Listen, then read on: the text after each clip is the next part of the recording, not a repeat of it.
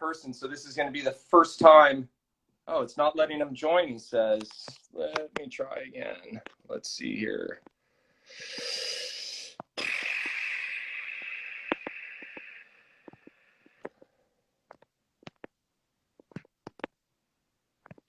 Luke, just sent it again. There he is. There we go. Yes. Technology works. Yeah, awesome. Where are you right now? I am in a driveway in Albuquerque. A driveway in Albuquerque. I love it. The last time I did one of these, I talked to Eric Senseman. I was sitting in the front seat of my Sprinter van in Patagonia, Arizona, but now I'm at home. Super excited to chat with you tonight and hear more about your Barkley Marathons 2021 experience. Like I said, I have a beer. We've never officially met in person, but I wanted to crack one. Hopefully everybody else out there will too. And cheers to you and to Jared, because I know you guys worked as a team, and we'll get to that. And like I said, we have so many people already chiming in with questions and curious about this and that. But so I'm just going to start with a brief introduction. So Luke, you're from Pocatello, Idaho. You're a ski mountaineer. You're a trail runner. You're an ultra runner. You're an outdoor advocate. You're also, as Celia liked to point out, you're our TerraCycle prince for goo. We can talk about recycling later, but yeah, you're one of our TerraCycle evangelists, which we really appreciate. You're a longtime Patagonia athlete. I know they've supported you for a lot of your big adventures, and you grew up roaming the mountains in Idaho, and that's where we'll currently find you most likely, right? Still roaming the mountains of Idaho, and you seem to be you're most happiest when you're linking up big, remote, rowdy loops, not necessarily traditional races, but going after big FKTs and things like that, as you try to stay connected to nature, which is a really admirable and awesome quality about the things that we get to do, right? Running, Totally. bikes, whatever it is, getting out in nature. Just a few of your palmares here so people know that you are truly a badass. Second at the 2011 Wasatch 100-mile run. You're 7-time winner and course record holder at the El Vaquero Loco, a 50K in Wyoming. You are a Tour de France finisher. I don't know what that event is because I'm a run newbie. You also have the FKT for climbing and descending all of Idaho's 12,000-foot peaks. I'm sure I've missed a bunch of stuff too. But now you can also consider yourself a 2021 Barkley Marathon's fun run finisher, and we can talk a little bit more about that. But welcome, Luke. Cheers. It's awesome to have you on the show. It's really good to be here. Yeah, thank you. I appreciate you taking time out of your travels to join us. I'm seeing all sorts of notes coming in here, people, so much respect, truly badass. I'll keep shouting those out here and there, but we have a lot to talk about. I also have a surprise guest dropping in on us tonight. All right. Somebody you know. So we'll see how that goes too. But let's start with the what. What is Barkley Marathons? It is one of the most unique and considered by many to be the hardest ultra out there. So I'm wondering if you could explain it a little bit for our audience. Sure. I mean, the Barkley is a ultra marathon held in Frozen Head State Park in Tennessee once a year. Per the race, it includes 5 exactly 20.0 laps. There may or may not be some debate in the world out there of the actual distance of those laps. And there are a couple of really unique things about Barkley. You're not given the start time, but rather a start window of a period of time that it is going to start between midnight and noon. You're not allowed any electronics, 0. Nothing, no watches, no headphones, nothing's allowed. You're given a timepiece judged by the race director as adequate for what you need. And there's no course marking. You have to navigate the entire course with a map and a compass. Wow. And you also, I want to just chime in with a few other interesting details about this event. No official website. There's no there the entry process is sort of shrouded in secrecy. There is some, like, you can send in a postcard and like $1.60 or something like that, and they may let you in. You were a first timer this year, so that meant you had to bring a license plate, I would imagine. Yep. Correct. Yep. And in years past, the promoter has looked in his closet and seen what clothing he is missing and required people to bring said article of clothing, whether that was a white shirt, a pair of socks. So did you have to bring them like tidy whities this year, or would you have to bring them? No, so they break us into three categories: virgins, spring license plates. That's what I was, first timer. Veterans, so people who have attempted Barkley but not finished 5 laps, are the ones that bring the kind of mystery item. This year it happened to be a specific kind of soda that's kind of difficult to find anywhere except for the Southeast. And then there are the alumni, so those are the finishers. And from what I understand, I believe it's a pack of cigarettes is what they have to bring as their entry fee.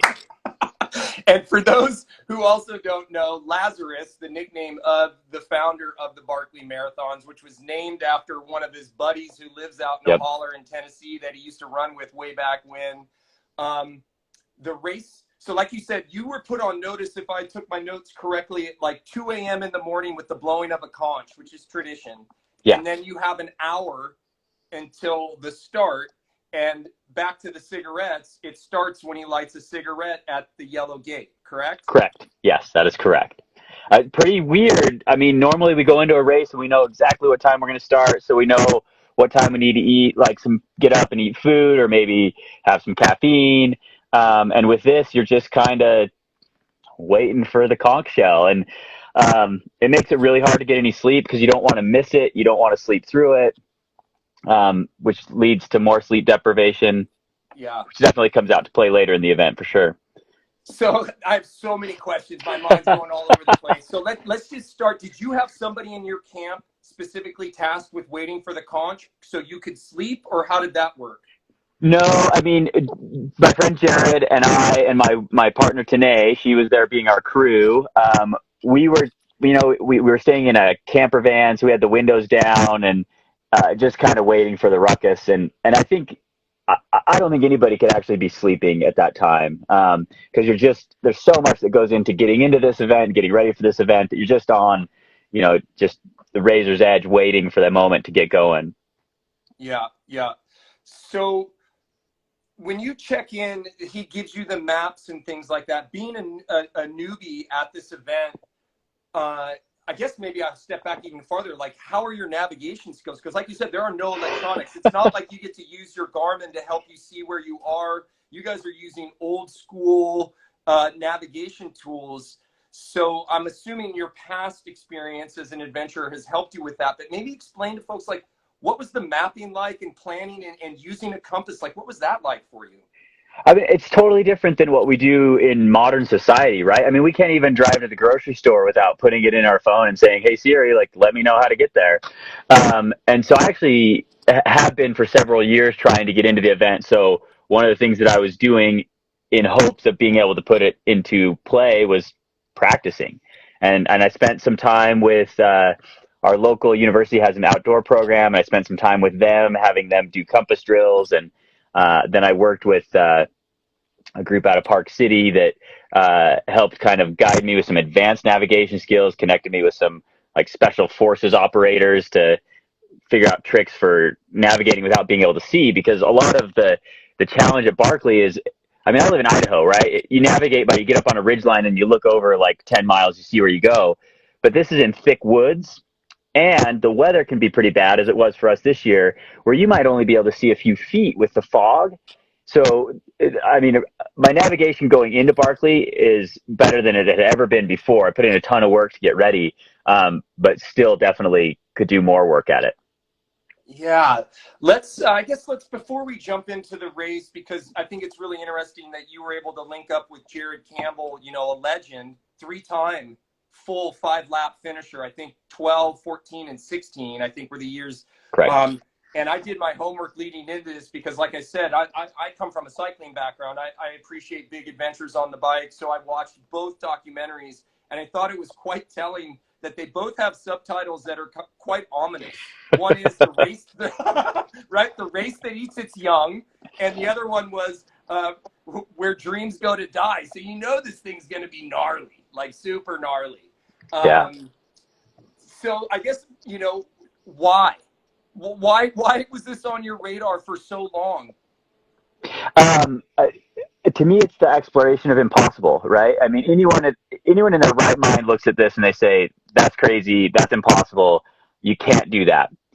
But the genius of the event is it is possible, but barely.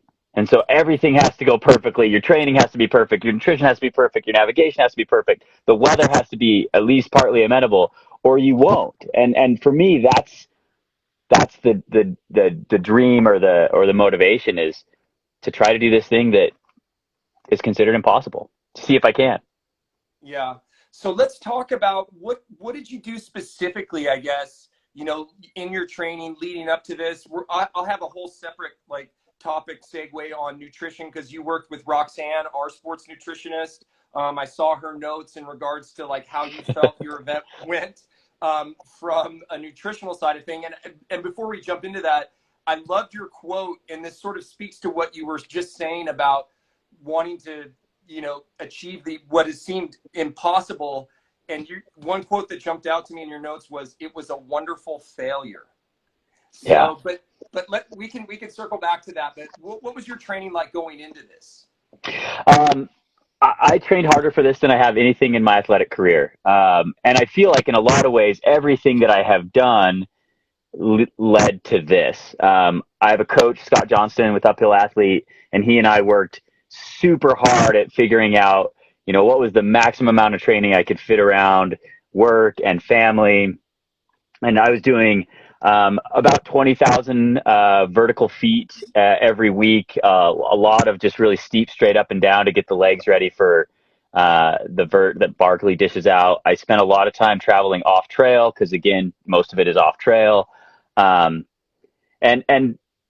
not just the physical preparation, but the mental preparation for this was really important as well. I spent a lot of time working with visualization, learning and working on getting better at techniques to keep myself calm when things are going sideways, when, things get weird.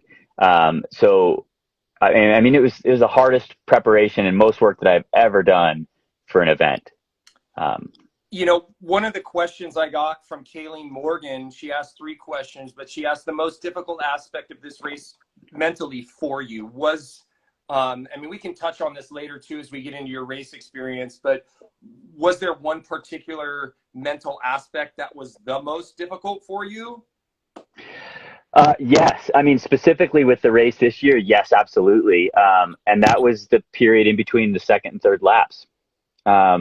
Because we'd had terrible weather. We were really beat down. We were slower than where we had planned on being. And all of a sudden you're in a warm camper van, right? And you know that what faces you is another 12 hours of just beat down. And man, it was really hard to go back out. Yeah.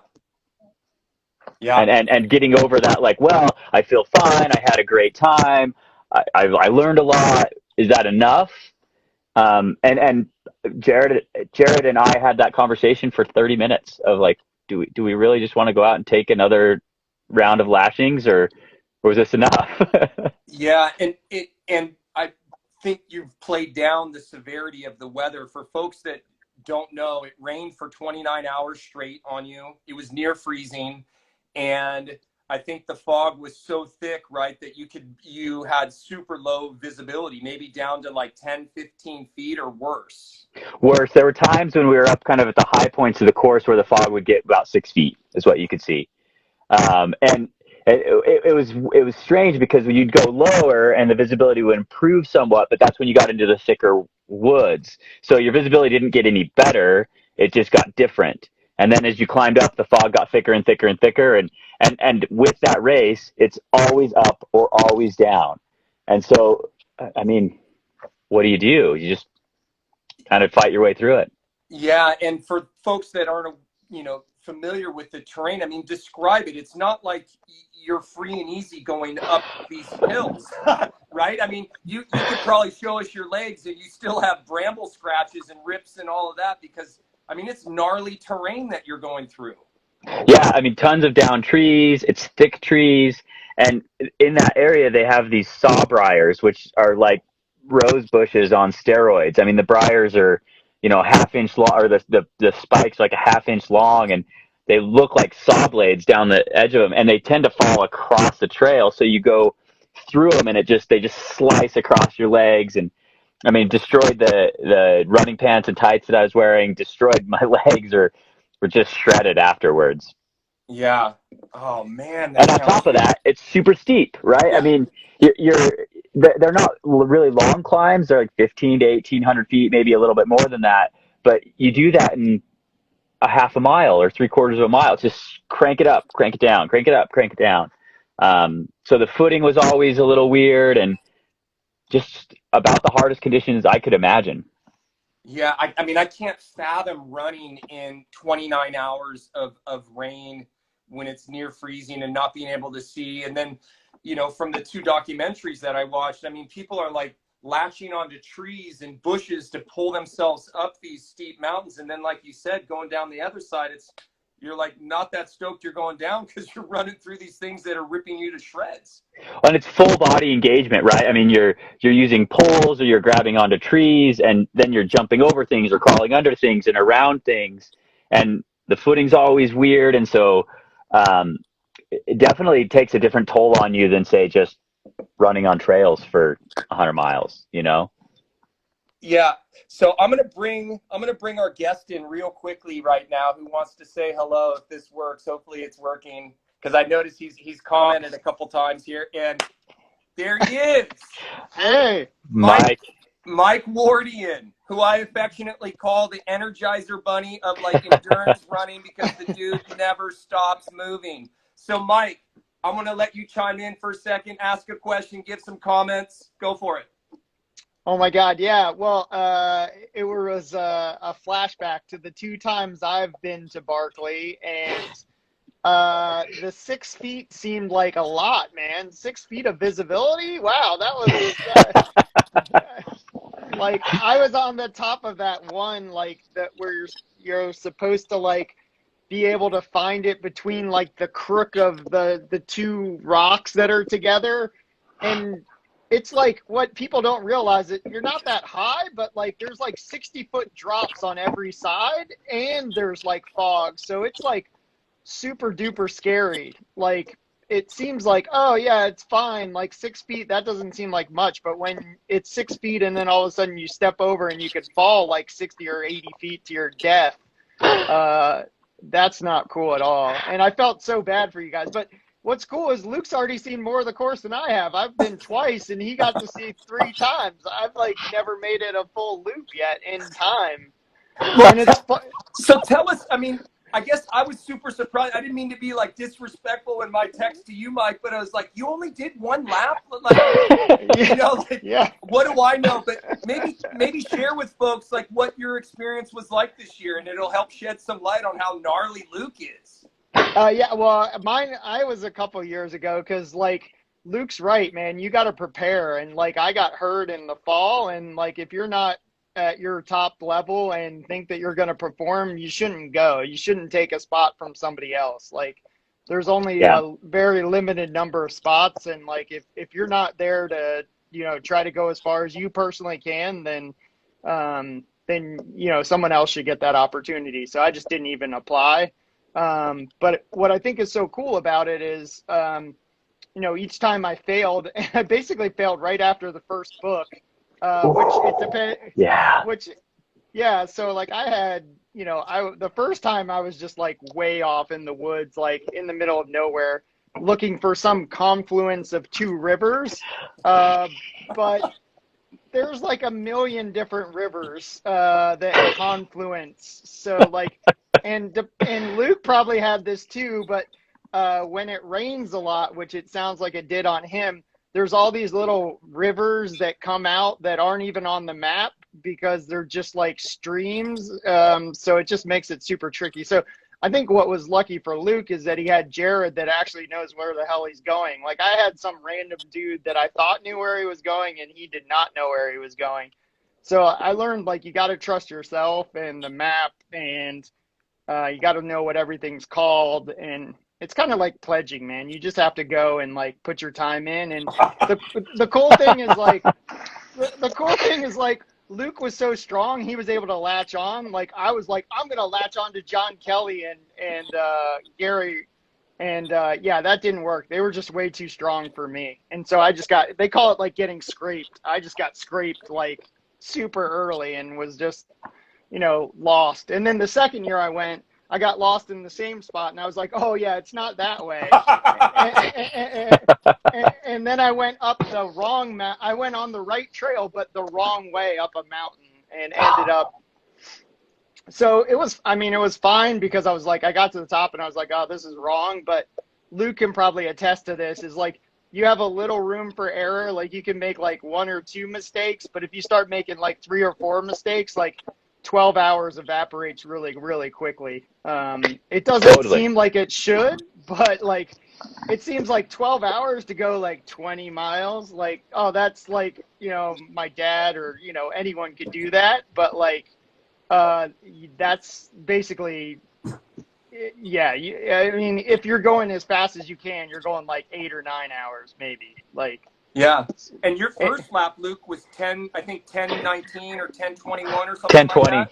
Yeah, it was 10:20, which was interesting because we were given this watch, which was a pocket watch, and we didn't check it during the whole first lap. We just moved, and we were moving as fast as we could. And when we got to the gate and they told us the time, both of us, Jared and I, were both super surprised. He's like, "There's no way it was that slow. It had to have been in the 9-hour range, yeah, the 8.5 range. exactly. Like, how did we go so slow?" And Laz described the kind of failure, how it builds up, as death by paper cut. Yeah. You just like one mistake, bad weather, like, and it just like slowly adds up until you're just done and you fail. Yeah. It's like those survival books. It's like the one mistake doesn't kill you. It's like when you start looking at the tree and you're like, oh yeah, that's for sure the tree I saw. And then you're like, 5 miles the wrong way. And then you're like, oh, I'll put my jacket on later.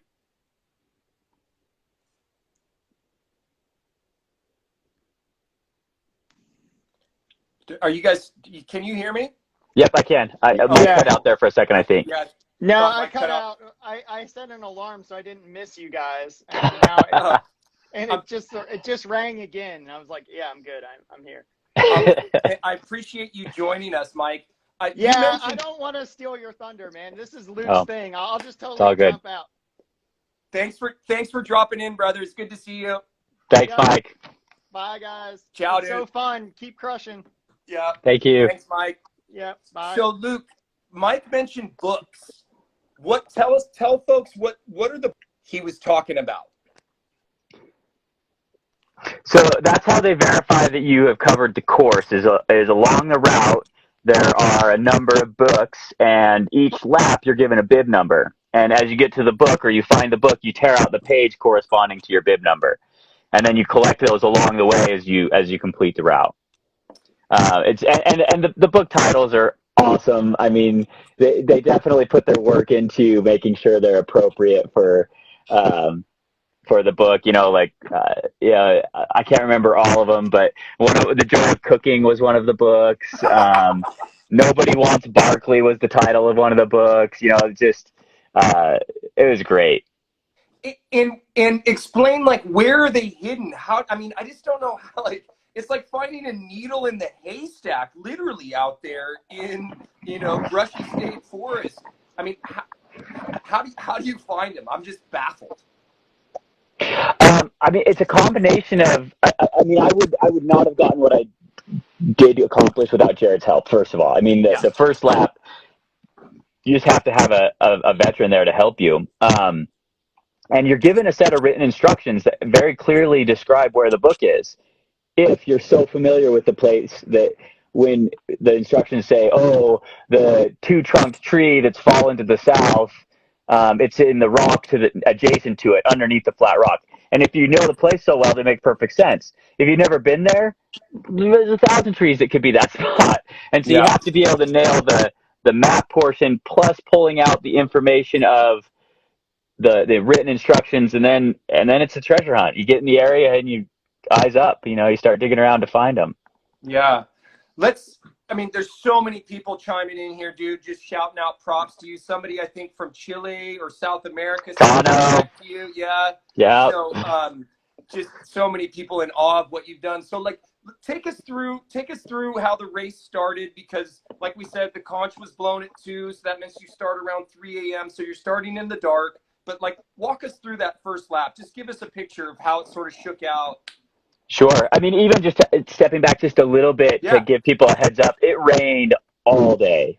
Pouring rain, saturating the course. And when we started, the rain had actually dialed back just a little bit. It was just kind of a sprinkle. And then there's that surreal moment of, they play taps for fallen markers, people who've been there before. And then he lights a cigarette. And the start, it's not like starting at UTMB or one of these huge races, but it does go out pretty aggressive. And Mike alluded to that term of scraping. There's a little bit of that goes on, because if you're all in this huge group, there's groupthink mistakes that happen. And so Jared and I went out pretty hot.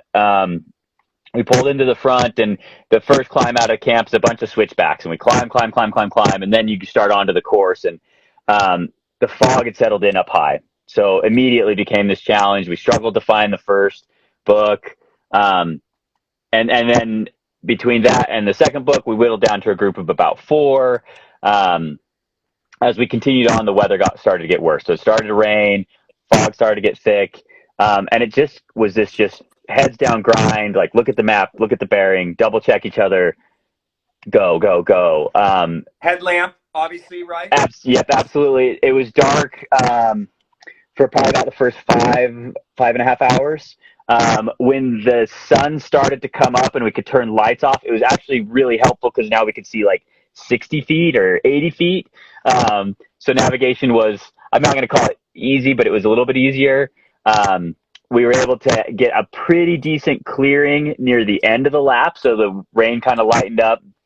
And then, finished out the loop running down a bunch of trails into the camp. Yeah. Somebody just chimed in. Someone's asking, where did he get his nav skills, his orientation skills? And then somebody says, that boy's an Eagle Scout. He was born with a built-in compass. It's true.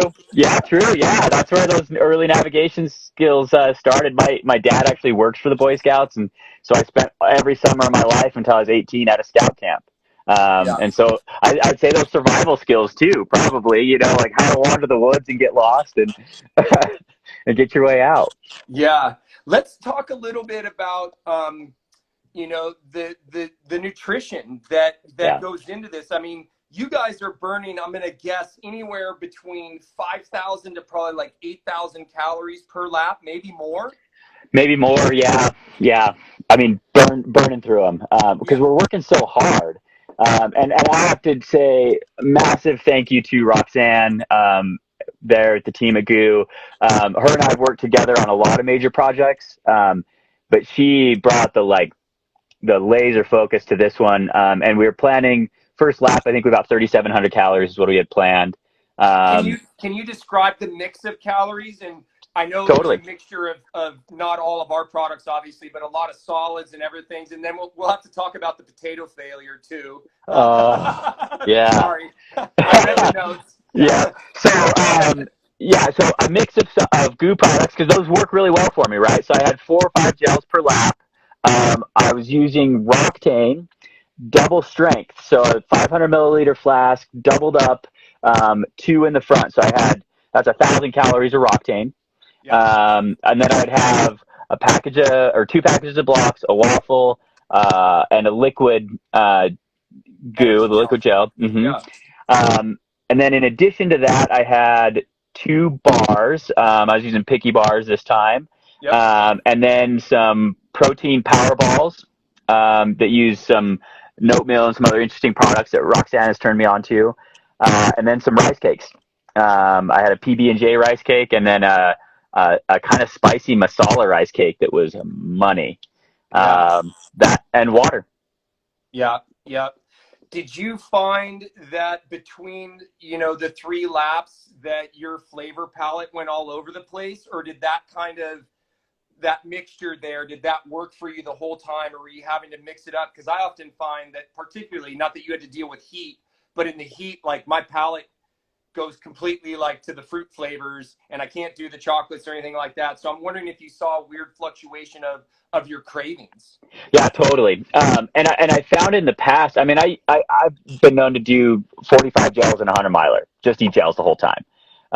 And that in itself will cure you of ever wanting to eat a gel flavor again, right? Like, but this mix of like some gels and some blocks and some liquid and some real food was just the right amount of like a little bit of everything that, and the laps are long enough that if I'm in the mood for something, I would have that thing, and then I could rotate to one of the others as I could tolerate it. And the bottom line is, this is the first event that I've ever eaten all my calories. Like I was coming in pack empty. Oh, we had some power potatoes mixed in there too, which yeah, I got a really cool recipe Roxanne and I have been tweaking with. But I mixed up two flavors. One flavor worked really good. That's like cheddar potatoes. The other one was a sour cream one, and it was real bad. It was real bad. And so let this be a lesson, folks, right? Right. We always talk about this, practice your nutrition, right? Like, looking back, Yeah. don't ever do the dill potatoes again or whatever that was. There was dill and potatoes, and I was like, oh, I tried the like a sour cream and chive mix that we had, and I was like, that one was great. I couldn't find the chives. I thought, oh, I like dill pickles, I'll put that in there, and then I didn't try it before the race started, and that was, it was Yeah. terrible. I choked most of them down because I needed the calories, but Yeah. yeah.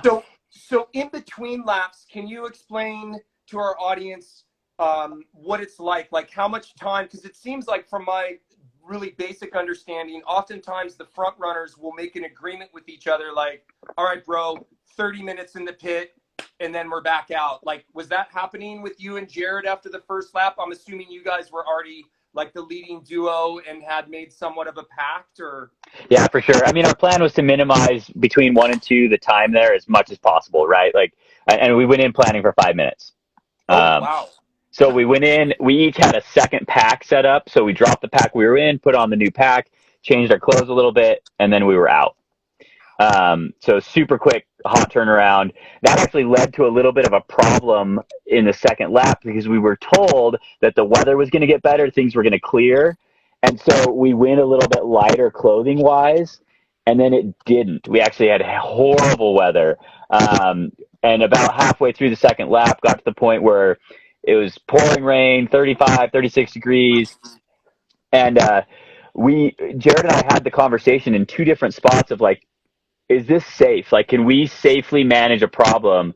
Yeah. And we about bailed. I was shivering and running for an hour and a half because I just couldn't stay warm enough. And in the end, we probably were pretty far on the risk side of things, but Yeah. it worked out. Yeah.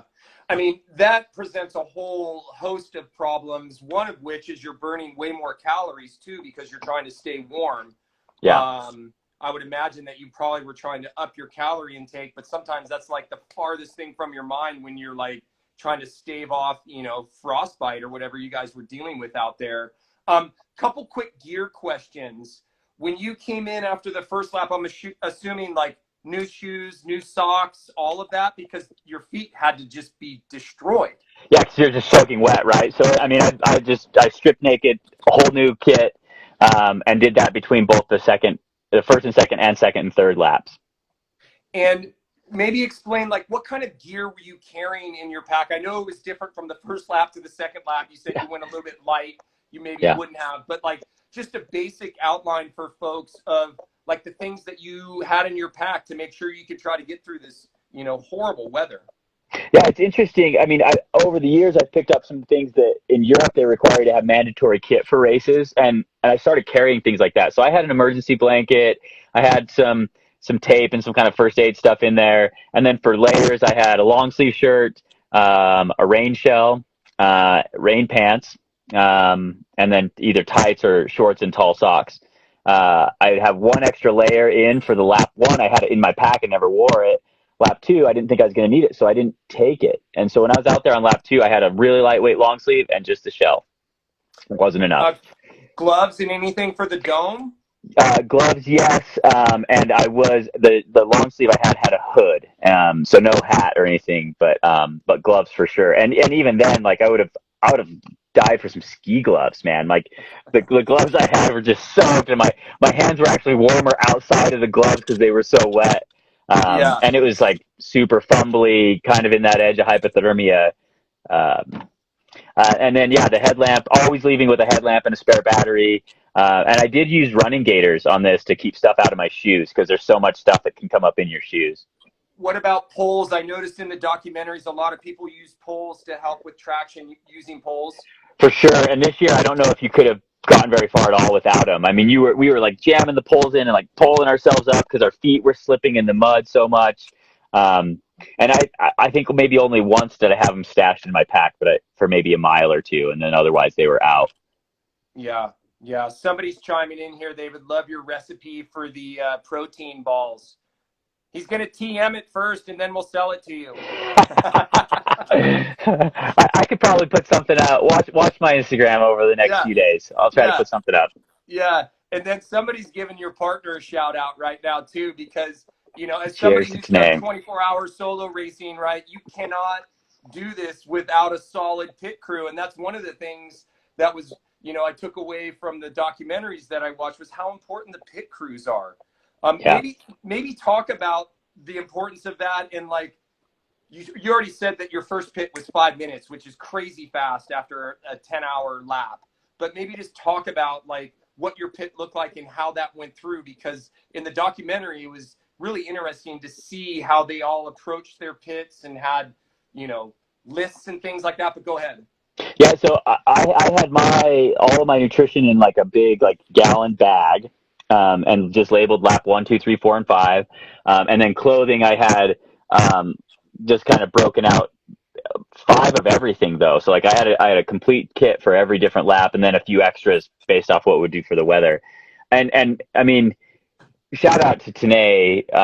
She's not only does she support me in these crazy runs all over the world, but she puts up with it on a day-to-day as well, right? I mean, we have 3 kids.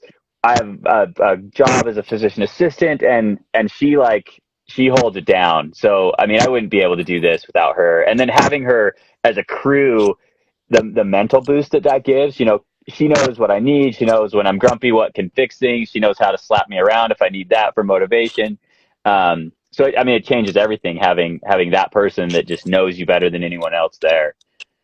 Are you a lister? Did you have things written out on like an actual big? So I mean, a couple of the guys I saw would have it hanging at their pit so they could just like scan it and not space something out, because after 20 hours you're not all there.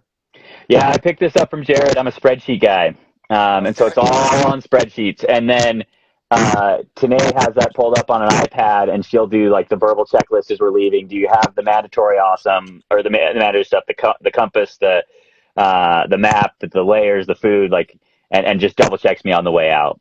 Yeah. But yeah, spreadsheets for days. Wow. So the Perfect Race podcast has asked, what were some of the workouts you did leading into this that like left you feeling confident and prepared? Yeah, so Scott and I have talked about this for prep for some other events like Tour de Giants in Italy.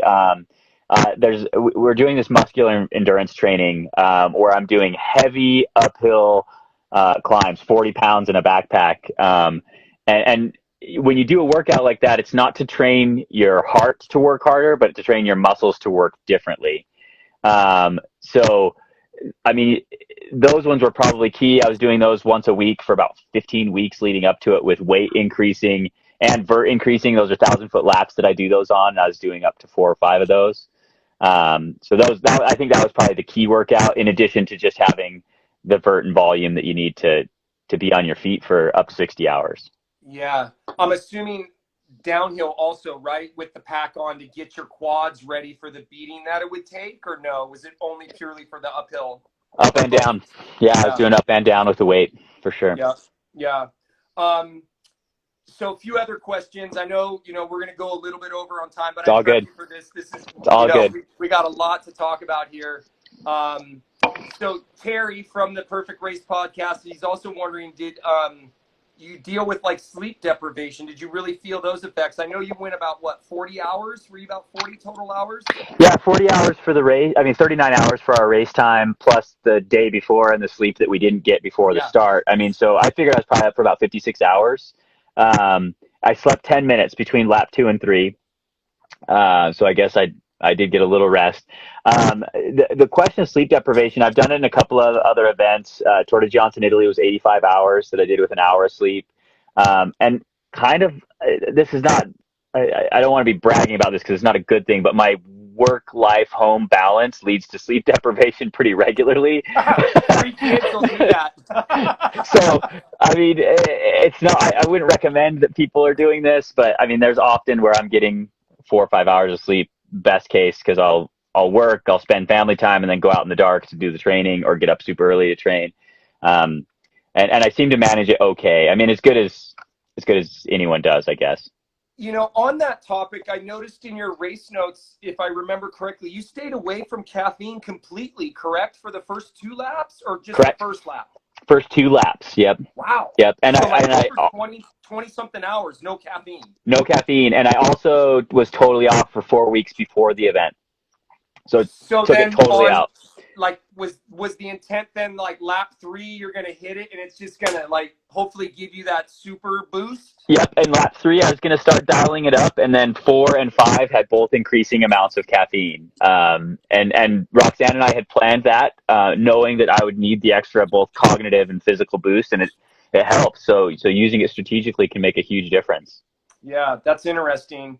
So somebody's curious, running mileage leading into, the Barkley, like what kind of mileage were you laying down in the weeks leading in?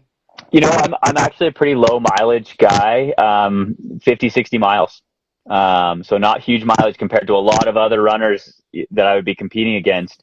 But the kind of flip side of that was vert. My max vert week, I got a 40,000 foot week. And so, I mean, there's a lot of, it's just a different time on feet. And it ends up being, I was doing about 16 hours of training a week, kind of on average. So I dug around, but I couldn't find your final mileage and vert stats. Could you share that with our audience? I know it was probably 60 plus miles, but I couldn't find the vert. Yeah, it's tough, right? Because you don't have any way to measure it. But the estimates from racers who've been there before, who kind of knew the course, were estimating there's about 26 or 27 miles per lap. And then the vert was somewhere in the neighborhood of 14 to 16 per lap. Oh, ouch. Yeah. So, I mean, breaking that math out, that's, greater than 45,000, close to 50,000 feet of vert and descent in the 3 laps. And then the mileage ends up being, what is that, 71-ish? Yeah. Wow. That's incredible. Couple more questions that came in from some goo folks prior to this. Somebody was curious, top 3 most important things you learned from this experience, because I'm assuming, knowing our type, that you're going to want to go back. You've got unfinished business there. What are the top 3 things that you learned from this experience? One, that I was capable with navigation, so that I do have that skill set. 2, that when you diet your nutrition, you feel a lot better. And the third one is it's not impossible. Yeah. I failed. I didn't finish it, but I feel like it can be done. Yeah. That circles back to your quote that it was a wonderful failure, right? Which means that you have taken all sorts of learnings from it, training, nutrition, the mental game that goes into it. The navigation piece, I think, for me, somebody who uses a Garmin for everything would be the most frightening aspect of that, particularly as a first timer, right? I mean, thankfully, you had Jared to help with that, but the navigational piece out in those brambles and those woods and the fog and that weather would have been the gnarliest, like scariest part, truly, especially when you're staving off hypothermia.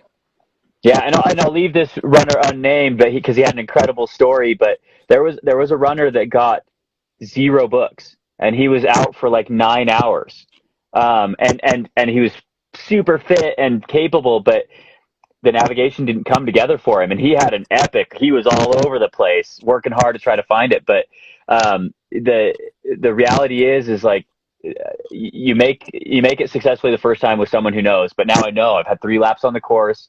It doesn't mean that I know it perfectly, but I know enough to be dangerous.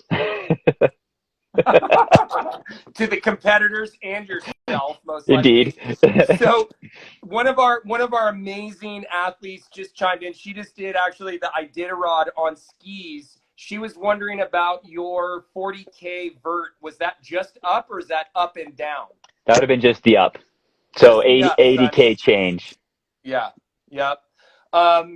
Would you do anything differently next time leading into, your 2022 Barkley marathons?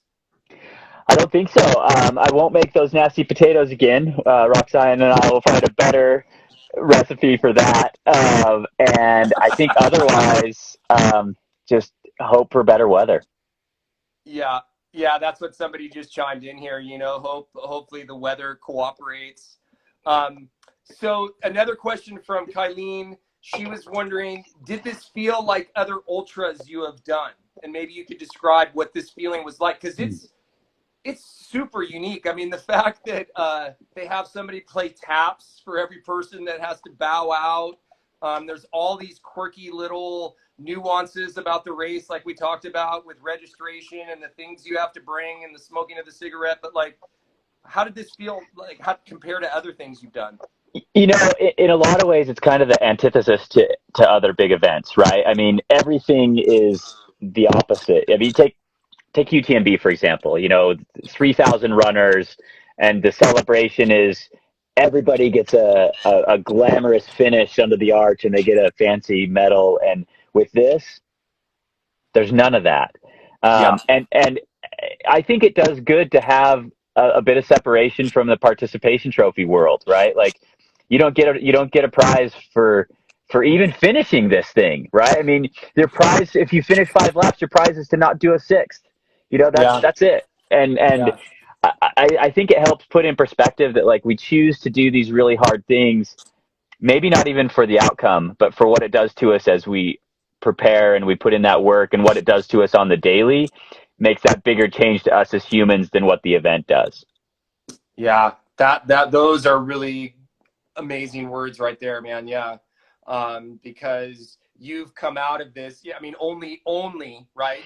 Doing the fun run, which I found it almost like disrespectful, but it seems like it's part of the sort of ethos of the event that like fun runners aren't celebrated. I mean, you're considered not a finisher. There hasn't been a finisher since 2017. Yeah. And we came across, there were a bunch of people there to kind of celebrate us arriving, and he said, great, you got a fun run finish, but now we're going to play taps because you failed. And we each got our taps, right? I mean, so that's the kind of wonderful failure. It was like so bittersweet of like, oh, it's so great that we made it this far, but it wasn't enough. It didn't measure up. Yeah. Well, man, it has been such a pleasure to chat with you and finally meet you in person. And I didn't say this from the get-go, but your beard and your look right now, you're like reminding me of William Dafoe. I don't know if somebody's told you that, but like if you could tap into the deep, dark places that guy goes as an actor, which you obviously did out in the Tennessee woods, you're doing it right. But so much respect, Luke. Thank you for sharing your evening with us. Thank you for using our products. Thank you for sharing your story and inspiring so many people out there. And I hope we get to have this chat again in 2022. Man, me too. Thank you so much, Yuri. Yeah. Cheers, Luke. And to our audience for checking in tonight, thank you for coming. Stay tuned for another Yakkin with Yuri. Take care. Cheers. Bye. Thanks, Luke. Bye.